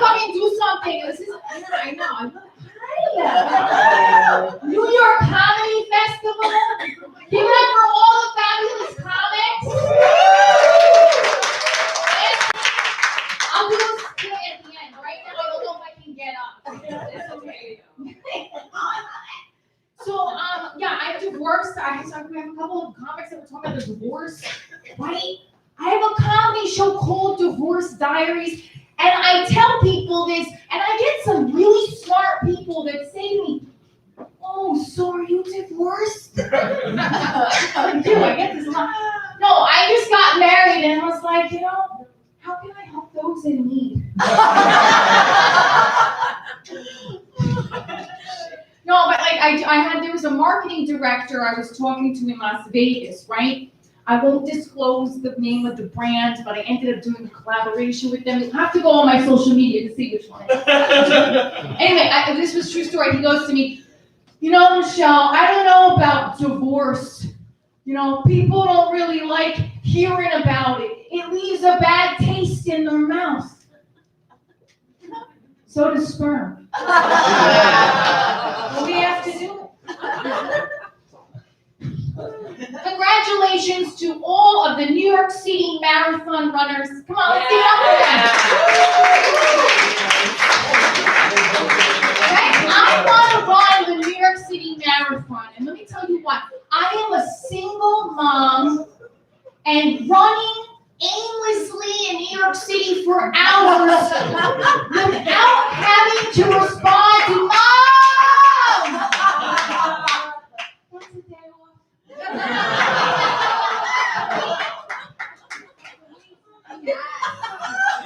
I grew up in a very Italian Catholic traditional home, right? My babysitter is my 72-year-old mother. God bless her. But like, if I tell, hey Ma, I have an open mic tonight. Who's open mic? Well, you know what, your daughter, you're going to do comedy, swapping germs on a microphone when people are dying, Michelle. I spent all this money for NYU. How much money are you making up? And I was like, Mom, I want to run the New York City Marathon. There's no money involved. I just run for miles and I can't walk for days. Oh, Michelle, you're doing an honorable thing. You want me to make you macaroni? You need money? You have money? I'll give you money. I get it. You get it? I literally just got a text. I was showing you. Just got a text. My mother texted, did you go on yet? My daughter was diagnosed with ADHD this year. Who doesn't? Right. Attention deficit. Right, that's true. Attention deficit hyperactivity disorder, or what I like to call my genetic makeup. Right? And it's so funny. I paid $4,000 for a neuropsychological exam. You gotta get a second opinion. Everyone's like, how does this bitch afford that? She's doing stand-up. Let me tell you something. I go and get the exam done. Not even a cup of coffee. Nothing. Not even a hard copy. Not even a hard copy. They send me a PDF password protected. What's the password, bro?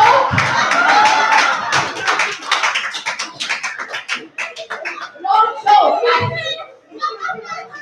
A lot of us have been sitting in that room for a long time.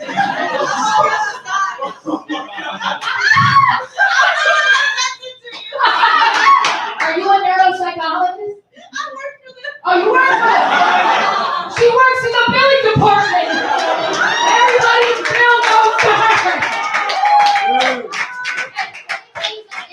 Listen, whatever I have to do for my child, but then you're sitting in on these Zoom sessions with all the doctors, and then there's you. And everyone's looking at you like, look, your kid's a little crazy. Right? And you just want to know some dirt on these doctors. How much coke did you do in college? You got a DUI? You cheating on your wife? Come on, something. I gotta feel better about myself here. My ex-husband won't even get on the Zoom call. He's like, well, I don't believe in therapy. That's very clear. Very clear. Co-parenting. Anyone divorced here? Yes, it's a rule, right? Like, how is your co-parenting relationship? There's a lot of like divorce community. How's co-parenting? I don't know, it stinks. It hurts, you know? You get cramps, right? It's like taking a shit. But you gotta do it. Alright, good. I'm really liking that. Honestly, second in it, that's alright. Not for late night television to get on top.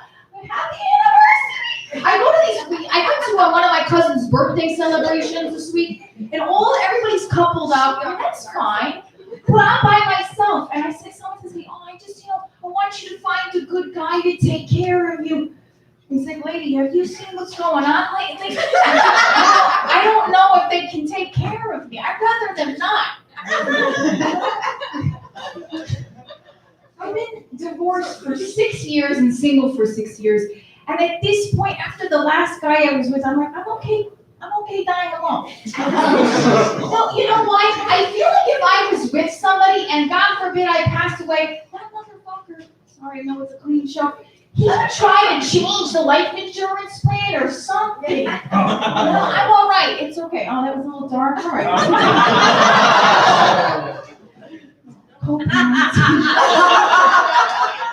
I don't fit in with the other school moms, if you guess. They're all on juice cleanses. I'm on a vodka cleanse.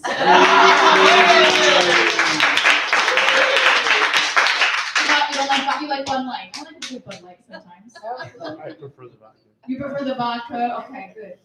I just can't fit in. My daughter's in 4th grade, I get into school, I'm running, there was one day I was so proud of myself, I was on time.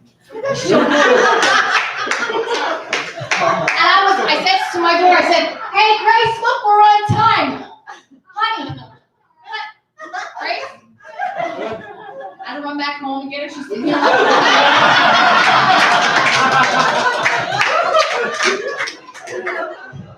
There's all the school moms too, there's quiet moms, you just smile. Then there's pissed off mom.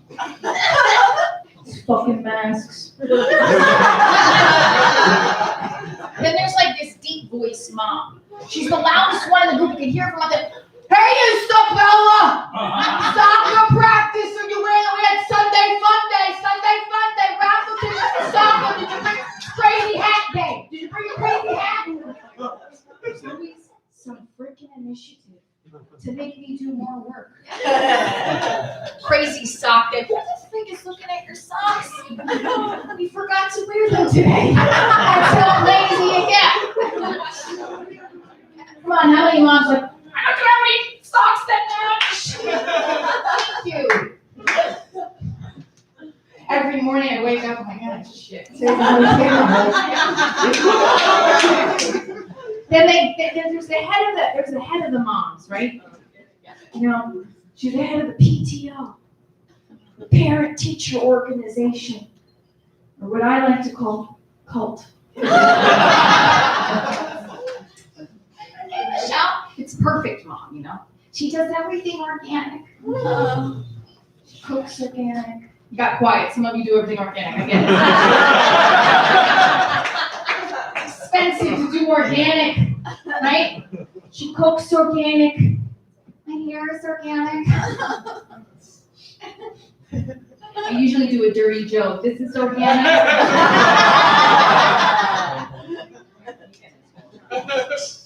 Michelle, are you feeding your child munchkins for breakfast? It's sustainable week. No, not for breakfast. For dinner. It comes in a cup and everything. Sugar can cause autism.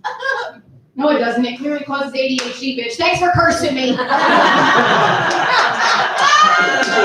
you. Right? So I think they talk about weeks ago, like, you gotta wrap that in. It's like, no, I'm stop giving her sugar. It's got all these causes of ADHD. I was like, Thanks, breastfeeding for a year. Good thing you did. Right? They tell you to breastfeed for a year, your kid will be so healthy. I was like, $5,000 later. I don't think so. Oh my God. I think I just breastfed just because like I couldn't get it. I'm gonna get this until I die. All that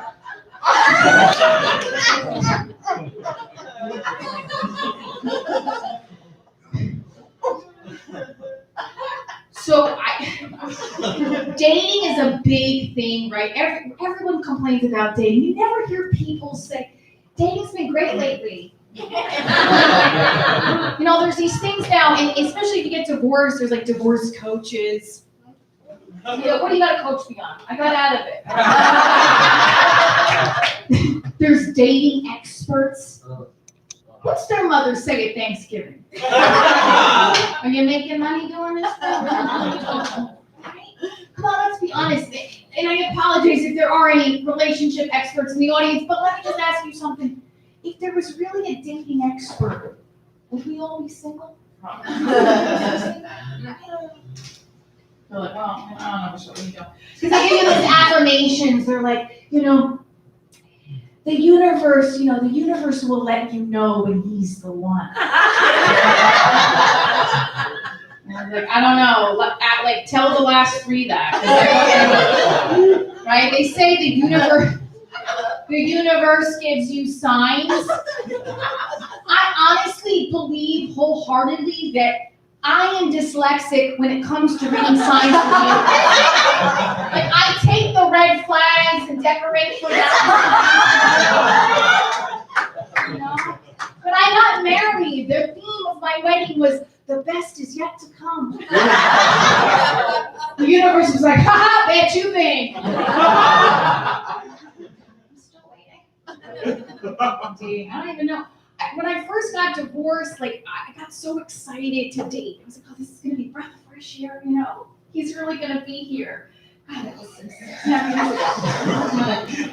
And, like, I believed everything a guy would say, you know? Michelle, you're so amazing.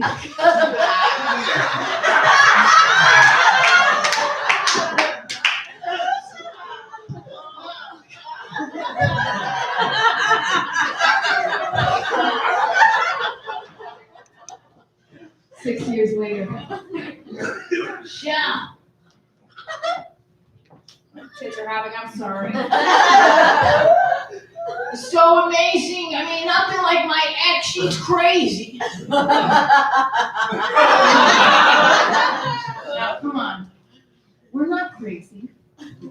What did you do to drive that woman to a mental illness? Yes. I know you're like, yes, I know that's true. Some men, not all men, can't vanish. All right, so I met this last guy I was with. I'm going to tell you this really quickly because I got 1 minute. This last guy I thought was the one. Even my medium said, yes, I have a medium. 2021, you gotta find the one. So I meet this guy through Instagram and he has a divorce podcast, right? And yeah, I know. But he lives in LA and I live in New Jersey. Red flag. So, you know, he interviews me and we talk on the phone for hours. He calls me willingly. Oh, willingly. I know. So I think to myself, this guy is talking to me longer than a teletherapy visit. I'm getting married in the morning.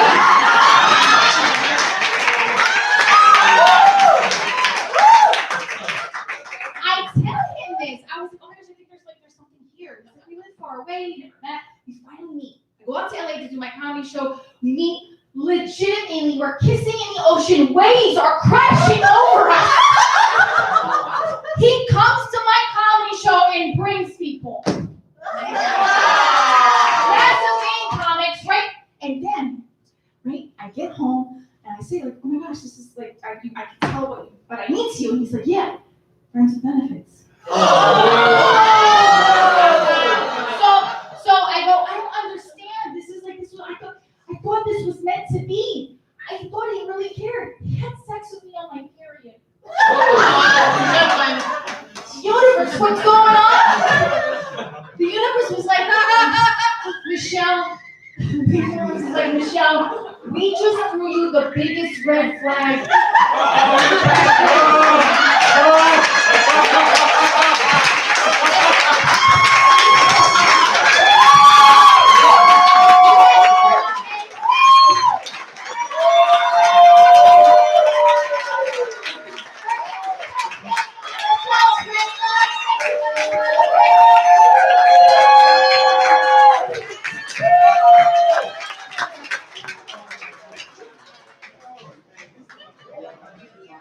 Thank you guys so much for coming. This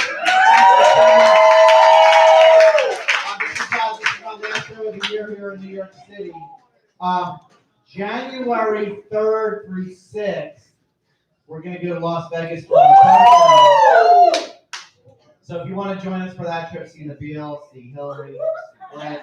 We'll see you guys. We're going to hang out after the show. We do need to leave the room rather quickly, so I need to get comments up here for pictures, and then we're going to have a move.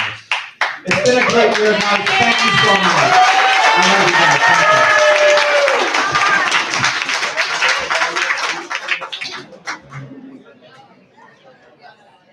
Thank you. Right quick, anybody in the room, we are going to dinner afterwards, so if anyone wants to join us for dinner, we've got a reservation at 8:30 at Haswell Greens. There'll be a big group of us going over there, and then karaoke after, so we'll see you outside, y'all. Thank you. Thank